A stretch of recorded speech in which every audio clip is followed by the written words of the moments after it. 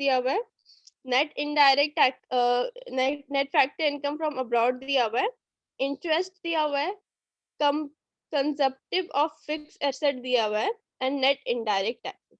अच्छा, इसमें एक और चीज मैं तुम्हें बता दूं, ये हमारा कंजप्शन ऑफ फिक्स एसेट जो होता है ना, ये डेप्रिसिएशन का ही दूसरा नेम है।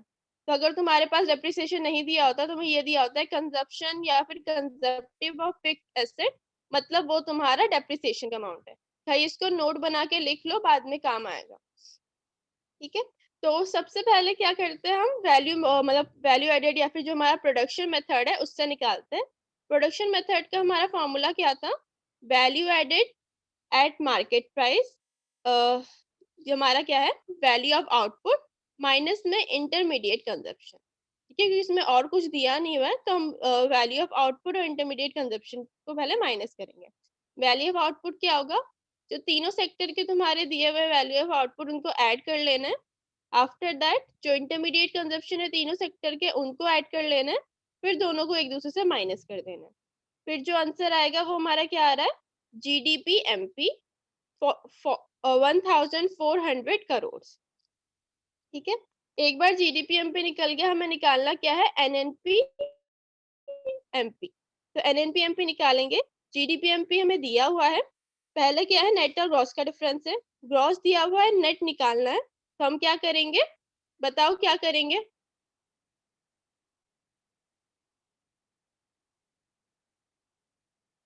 मैम क्या कह रहे हो?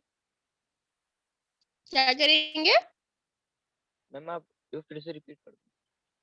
हाँ, डेप्रिसिएशन को क्या करेंगे, plus net factor income from abroad से। नहीं मैं अभी बस ग्रॉस और नेट का पूछ रही हूँ। देखो, ग्रॉस से जब नेट में कन्वर्ट करना होता है, डेप्रिसिएशन में क्या होता है, डेप्रिसिएशन को माइनस करता है, क्योंकि ग्रॉस में इंक्लूडेड होता है डेप्रिसिएशन और नेट में हमारा एक्सक्लूडेड होता है। और यहाँ पे प्लस का साइन इसलिए दिया हुआ है क्योंकि तुम देखो यहाँ पे माइनस कॉमन लिया हुआ है, इसलिए वहां प्लस का साइन दिया हुआ है। ठीक है, तो क्या करेंगे हम, सबसे पहले हमने क्या किया, डेप्रिसिएशन माइनस कर दिया। आफ्टर दैट हमारा क्या, हमें डोमेस्टिक दिया हुआ है एंड हमें निकालना क्या है, नेशनल निकालना है। तो इसमें भी क्या करेंगे हम, जो net factor income from abroad है उसको हम माइनस करेंगे। एमपी दिया हुआ है और वहां पे भी एमपी दिया हुआ है, तो ये सेम रहेगा, इसमें कुछ नहीं होगा। फिर हमारा क्या हो गया, 1400 माइनस में जो हमारा डेप्रिसिएशन का अमाउंट कितना है 40, प्लस माइनस में net factor income from abroad कितना है हमारा -20। ठीक है, तो इसका आंसर हमारा क्या आएगा, 1380 करोड़। ठीक है, ये क्लियर हुआ, एक बार देख लो।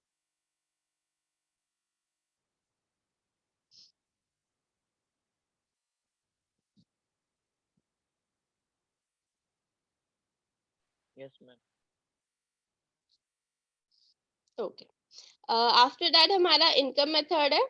इनकम मेथड में हमारा क्या आता है, हमारा कंपनसेशन ऑफ एम्प्लॉयज आता है, मिस इनकम आता है, ऑपरेटिंग सरप्लस आता है। ठीक है, अब इसमें एक चीज नोटिस कर लो, ये जो ऑपरेटिंग सरप्लस है ना, रेंट, इंटरेस्ट, रॉयल्टी, ये सारा ऑपरेटिंग सरप्लस में ही आता है। तो अगर तुम्हें अलग से ऑपरेटिंग सरप्लस दिया हुआ है, अलग से तुम्हें रेंट, प्रॉफिट और इंटरेस्ट दिया हुआ है, तो तुम ऑपरेटिंग सरप्लस को ही चूज करना, उसमें ऑलरेडी ये सारे इंक्लूडेड होते हैं, उन सबको इग्नोर करना है फिर। ठीक है, इम्यूलमेंट ऑफ एम्प्लॉयर जो होता है वो हमारे कंपनसेशन ऑफ एम्प्लॉयज के इक्वल होता है, जो हमारा सीओई होता है, जो हमारा एक फैक्टर है जो तुम्हारे फॉर्मूले में दिया है। ठीक है, तो वो भी हमें ऐड करना होता है और हमें मिक्स्ड इनकम भी ऐड करना होता है, तो तीनों हमें ऐड करना है। क्या आ गया हमारा, 400 प्लस में 650 प्लस में ऑपरेटिंग सरप्लस 300। ठीक है, इससे हमारा क्या निकला, एनएनपी एमपी, इसमें डायरेक्ट प्लस कर दिया। ठीक है, इससे हमारा निकलता है एनएनपी एमपी, एनएनपी एफसी निकल नहीं, एमपी ही निकलता है। ठीक है, हाँ एनएनपी एमपी निकलता है। तो इसमें बेसिकली फिर हमने नेट इनडायरेक्ट टैक्स प्लस, इसको क्यों प्लस किया है, एक मिनट,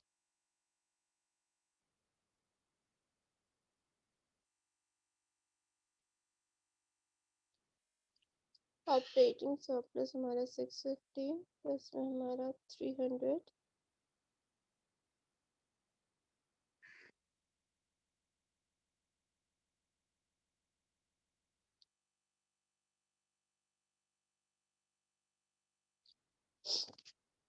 अच्छा, इससे हमारा एनडीपीएफ से निकलता था क्या, नेशनल इनकम मेथड से? एक बार देखना, मैंने लिखवाया था ना इनकम मेथड से क्या निकलता है, एक बार देखना जरा।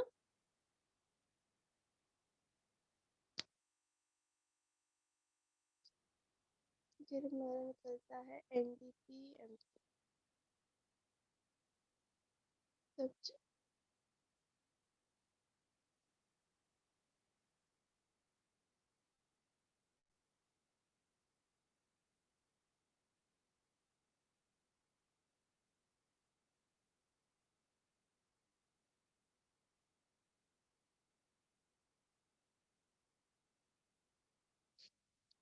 अच्छा हाँ, इससे हमारा क्या निकलता था, एनडीपीएफसी निकलता है। ठीक है, जो हमारा इनकम मेथड है इससे हमारा निकलता है एनडीपीएफसी। यहाँ पे ये एनएनपीएमपी डायरेक्टरीज उन्होंने दे दिया। तो सबसे पहले हम एनडीपीएफसी निकालेंगे, जिसमें हमारा क्या होगा, हमारा कंपनसेशन ऑफ एम्प्लॉयज आएगा, मिक्स इनकम आएगा, प्लस ऑपरेटिंग सरप्लस आएगा। ठीक है, तो इसको ऐड करके हमारा कितना आ रहा है, 400 प्लस 650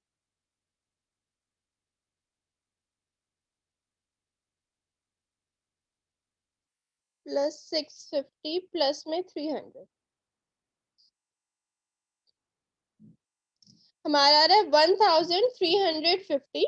अब क्या होगा, बेसिकली तुम्हें निकालना क्या है, एनएनपी एमपी निकालना है, जिसमें क्या होगा हमारा जो एनडीपीएफसी होगा पहले उसकी वैल्यू डालेंगे, जो हमारा होगा 1350। अब अब जो हमारा एनडीपीएफसी है इसको हम कंपेयर करेंगे, देखिए कि हमें क्या क्या चेंजेस लाना है। एनडीपीएफसी, ठीक है, एन एन दोनों में सेम है, कुछ चेंज नहीं आएगा। डी है एक में और दूसरे में क्या है, हमारा एन है। तो इसमें हमें क्या करना होगा, net factor income from abroad को प्लस करना होगा। अच्छा, प्लस करना होगा, रुक जाओ, हाँ प्लस करना होगा। ठीक है, नेट फैक्टर इनकम जो होगा हमारा उसको हमें ऐड करना होगा, क्योंकि हम क्या करें, डोमेस्टिक से नेशनल में जा रहे हैं। आफ्टर दैट हमारा क्या हो रहा है, हमारे पास फैक्टर कॉस्ट है, हमें मार्केट प्राइस में जाना है। तो इसमें भी हम क्या करेंगे, जो हमारा नेट इनडायरेक्ट टैक्सेस है उसको हम प्लस करेंगे। ठीक है, क्योंकि हमें क्या करना है, फैक्टर कॉस्ट से हमें मार्केट प्राइस में जाना है। तो ये करने के बाद हमारा आंसर क्या आएगा, 1340 करोड़। ठीक है, तो ये हमारे इनकम मेथड से हमारा निकला एनएनपी एमपी, और वो हमारे एक्सपेंडिचर मेथड से निकला हमारा एनएनपी एमपी। ठीक है, दोनों में थोड़ा बहुत डिफरेंस होगा, दोनों के अंतर हमेशा सेम नहीं होते, क्योंकि इनकम मेथड में हम दूसरे क्राइटेरिया यूज करते हैं, एक्सपेंडिचर मेथड में हम दूसरे क्राइटेरिया, सॉरी एक्सपेंडिचर मेथड हो या वैल्यू एडेड मेथड हो, दोनों में हम दूसरे क्राइटेरिया यूज करते हैं। ठीक है, इसमें देख लो कोई प्रॉब्लम है तो पूछो जरा।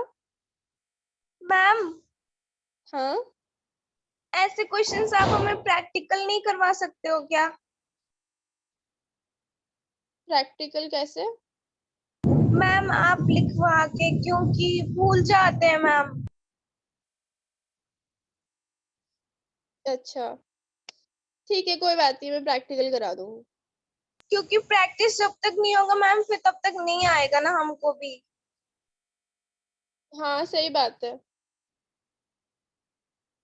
ठीक है, आज ऐसे कर लो, नेक्स्ट क्लास से फिर मैं प्रैक्टिकली करा दूंगी तुम्हें।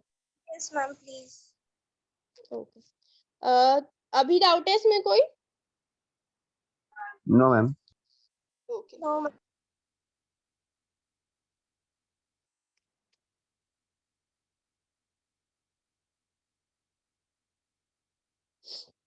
ठीक है, तो ये जो नेक्स्ट क्वेश्चन है तुम्हारा, क्वेश्चन नंबर 25, इसमें भी एक बार वो कर लेते हैं नॉर्मल, इसका क्वेश्चन मैं नहीं कराऊंगी अभी, ये तुम्हारा होमवर्क रहेगा, मैं बस एक्सप्लेन कर दे रही हूँ कि तुम्हें इसमें करना क्या है। ठीक है, तो इसके बाद है हमारा क्वेश्चन नंबर 25 में क्या बोल रहा है, calculate national income and private income from the following data. National income हमारा होता है एनएनपीएफसी, और प्राइवेट इनकम हमारा होता है,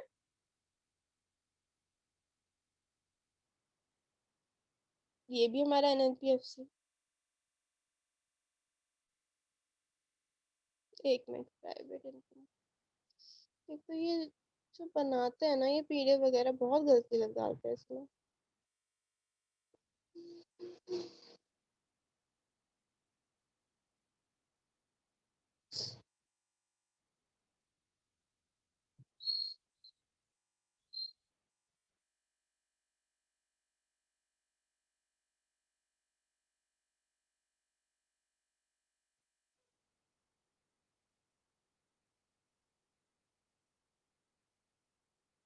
अच्छा ठीक है। हाँ, national income and private income दोनों डिफरेंट होता है। नेशनल इनकम हमारा एनएनपीएफसी होता है, और प्राइवेट इनकम जब हम नेशनल इनकम से हम जो हमारे डोमेस्टिक प्रोडक्ट की फैक्टर कॉस्ट होती है जो गवर्नमेंट को क्योर करती है वो हटा देते हैं, इवन ट्रांसफर ऑफ पेमेंट हटा देते हैं, एंड नेशनल डेप्ट ऑफ इंटरेस्ट हटा देते हैं। मतलब गवर्नमेंट के जितने भी काम होते हैं, एक्सपेंडिचर होते हैं, वो जब हम हटा देते हैं नेशनल इनकम से, तो वो हमारा हो जाता है प्राइवेट इनकम। ठीक है, तो इसमें कंटेंट में हमें दिया हुआ है, एक तो हमारे दिया हुआ है net current transfer from rest of the world, private final consumption expenditure, national डेप्ट interest, net exports, current transfer from government, net domestic product at factor cost accruing to government, government final consumption expenditure, net indirect taxes, net domestic capital formation, net factor income from abroad। ठीक है, अब ये basically जो तुम्हारा है, ये content से तुम्हें क्या समझ आ रहा है कि ये कौन सा मेथड होगा, कौन सा मेथड यूज होना चाहिए इसमें नेशनल इनकम का। Yes, ma'am. इसका डाटा पढ़ो और बताओ मुझे कि कौन सा जो मेथड है वो यूज हो यहाँ पे होना चाहिए नेशनल इनकम का निकालने के लिए।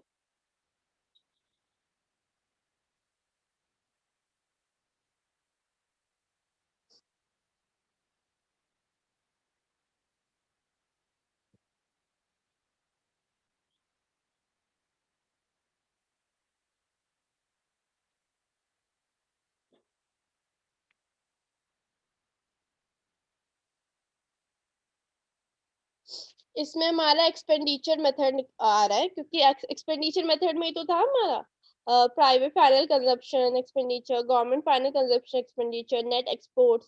ठीक है, ये हमारे एक्सपेंडिचर मेथड में था, तो इसमें हमें क्या है, एक्सपेंडिचर मेथड का फॉर्मूला निकालना पड़ेगा। दो चीजें इसमें हमें निकालने को बोला गया है, एक क्या है हमारा नेशनल इनकम, दूसरा है हमारा प्राइवेट इनकम।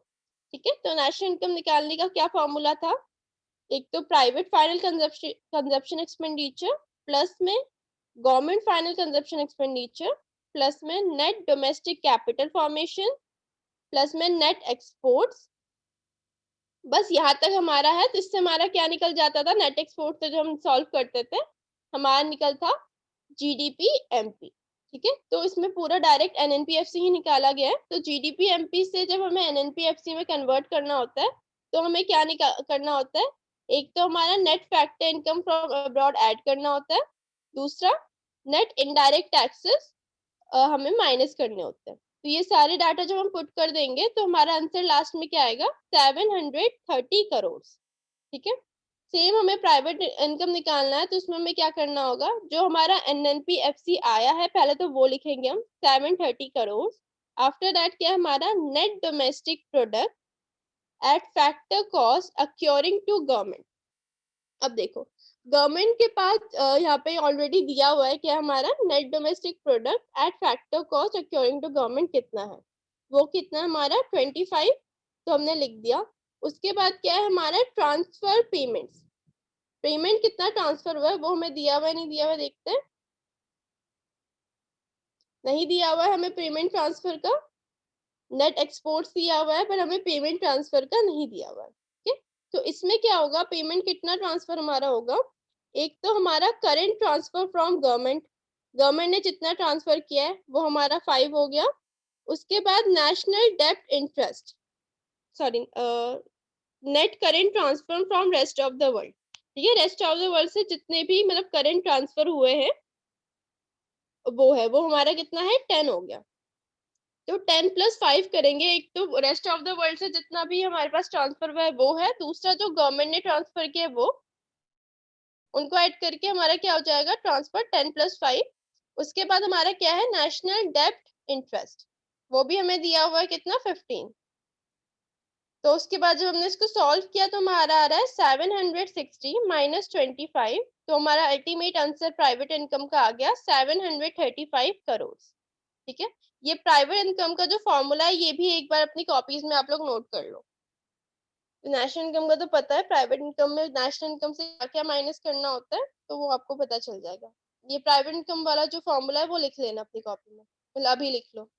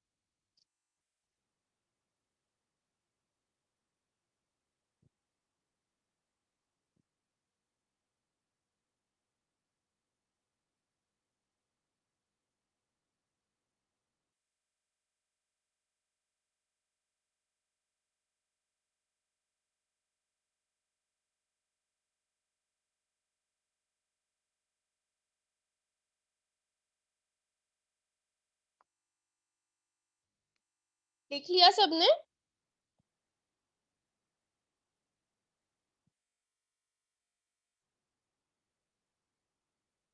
Yes, ma'am. ठीक है, तो जो न्यूमेरिकल्स है वो हम कल कंटिन्यू करेंगे। कल हम क्या करेंगे बेसिकली, मैं आप लोग को आज न्यूमेरिकल्स दूंगी तो उनको पहले तो आपको ट्राई करना है।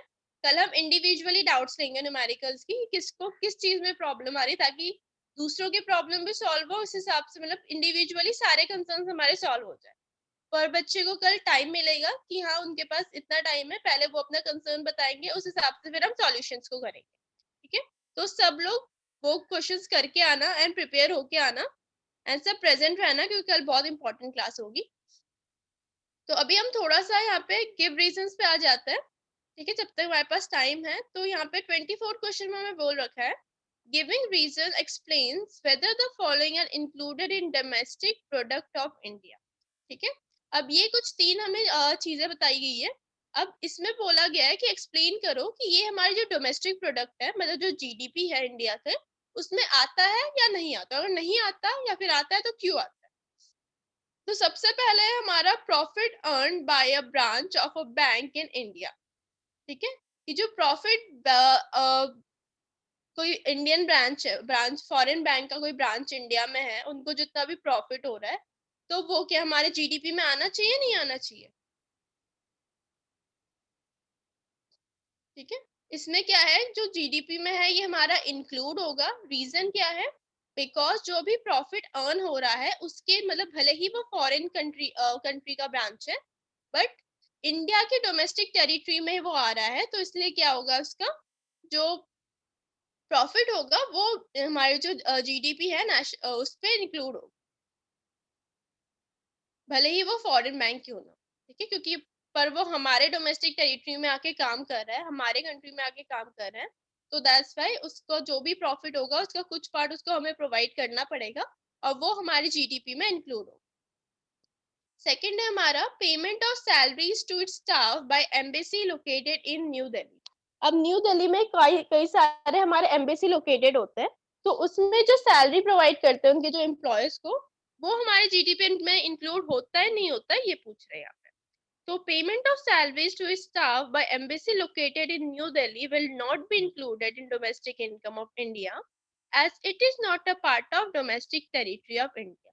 ठीक है, जब हमने डोमेस्टिक टेरिटरी पढ़ा था तो उसमें मैंने कुछ एक्सेप्शनल केसेस बताए थे, जिसमें क्या होता है, वो किस केसेस में जो डोमेस्टिक टेरिटरी होता है वो दूसरी कंट्री का ही होता है। अगर इस कंट्री में दूसरी कंट्रीज का एम्बेसी है, तो वो जो एम्बेसी वाला एरिया है वो हम इंडिया में इंक्लूड कर ही नहीं सकते, भले ही वो इंडिया में है, बट वो जो टेरिटरी है वो हमारी डोमेस्टिक टेरिटरी के अंदर नहीं है, वो उस फॉरेन कंपनी के डोमेस्टिक टेरिटरी के अंदर है। तो वहां पे जितने भी काम होंगे, जितने भी एम्प्लॉयज होंगे, जितनी भी इनकम होगी, सब जाके डायरेक्ट फॉरेन को जाएगी।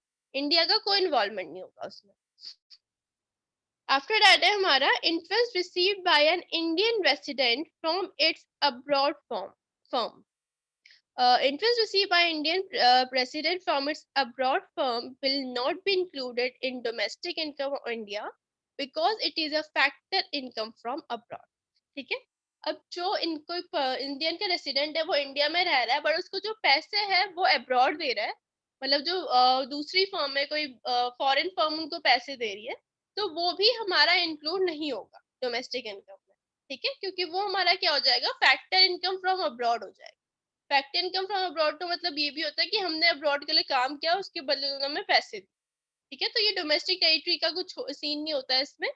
तो जो भी इंटरेस्ट होता है या फिर कोई इंडियन रेसिडेंट को मिलता है after doing some work in abroad, तो वो हमारा क्या हो जाता है, फैक्टर इनकम फ्रॉम अब्रॉड, वो भी हमारे जीडीपी में इंक्लूड नहीं होता। ये क्लियर हुआ? Yes, ma'am. Yes, ma'am. Ma'am हाँ आई